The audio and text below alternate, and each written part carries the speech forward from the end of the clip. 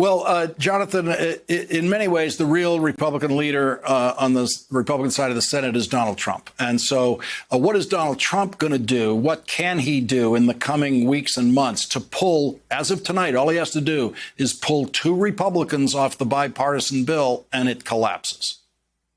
I don't think Donald Trump's going to be able to pull two Republicans off this bill. This bill is negotiated over a long period of time.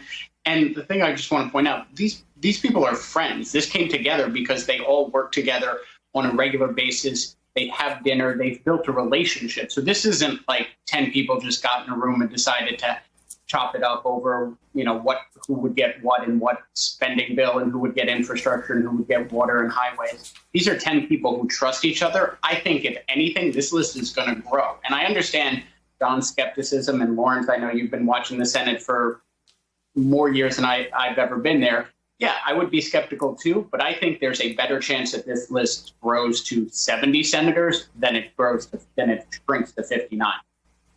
No, John, I think Jonathan's got a real point there. It does have an equal chance to go to 70 than to go down from 61. And the big question is, what does Mitch McConnell really want? Does Mitch McConnell really want, in fact, this bipartisan infrastructure bill to pass so that he can get that bridge that he doesn't have to vote for, connecting Kentucky to Ohio, very important bridge over the Ohio River?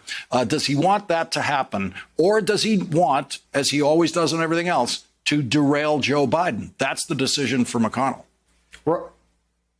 Yes, and I think that's why I want to be clear. I'm not skeptical, to Jonathan's point. I'm just trying to look down the road and see where the point of maximum vulnerability is. And I think we obviously know who the point of we know who the sharpshooter is here. We know that McConnell's going to try to make some kind of move. And the fact that this might not get voted on for some number of weeks, potentially not all the way into the fall when this thing finally gets to final passage, it means there's a lot of time. There's a lot of yardage out there, right? So I think your question, Lawrence, is the right question. And I think that it not only is it the right question, but the answer to it depends on, in that period of time, what happens to the public support of the bill over the weeks that elapse between now and final passage. And that, I think, is going to determine, to some extent, what McConnell decides.